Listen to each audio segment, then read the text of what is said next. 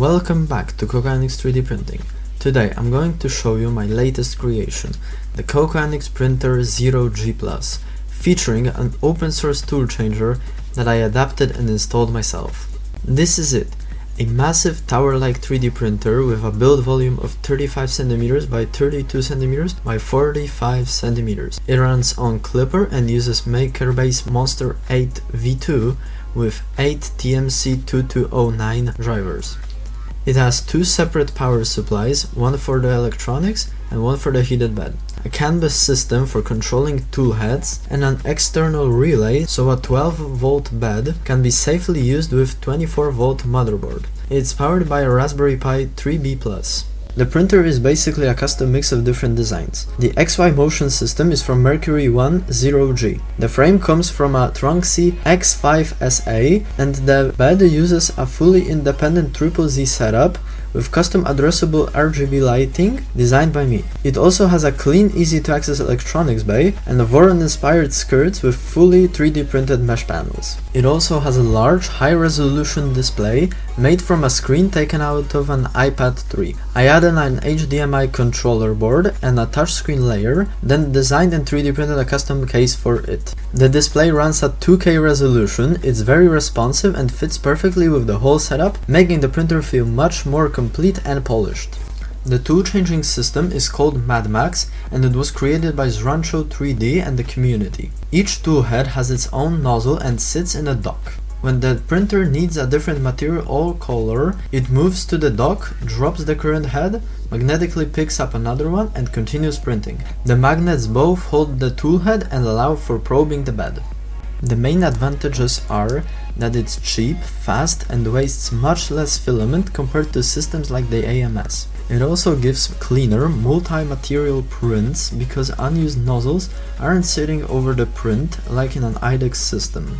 The downsides are that it reduces your build area and relies only on magnets, so it has no hard lock. It's still somewhat experimental and requires setup and tweaking because each system is different. There is no video tutorials anywhere and build guide is a bit on the technical side, so you definitely need experience with hardware, screws, soldering and other things. It took me a week to build and adapt the whole assembly to my printer.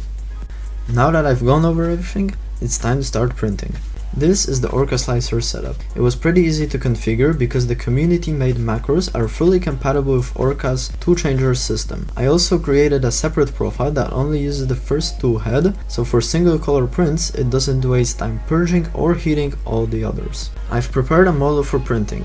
It's a support test where the interface layers are printed in PLA, which doesn't stick to TPU. This should be a really good real-world test of multi-material printing.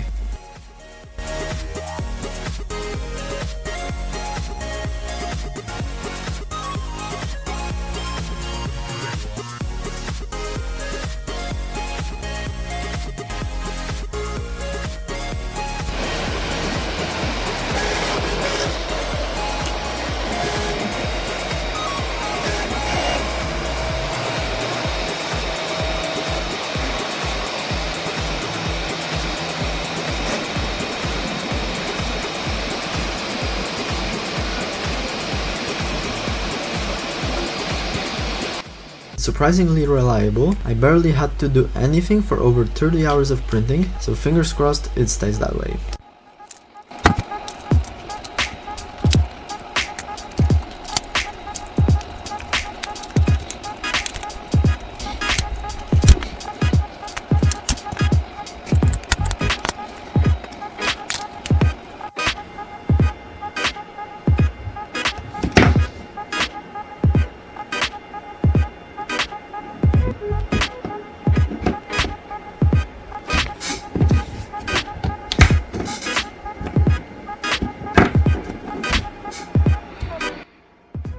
Also, here's a video of a multicolor PETG print that I did right after configuring everything for the first time. As you can see, the purge tower fell due to a bad Z offset on the first tool head, which caused the stringing and blobs all over the print. But after cleaning it up, it didn't look nearly as bad. Thank you all for watching. Make sure to subscribe because I'll be sharing more 3D printing content every week.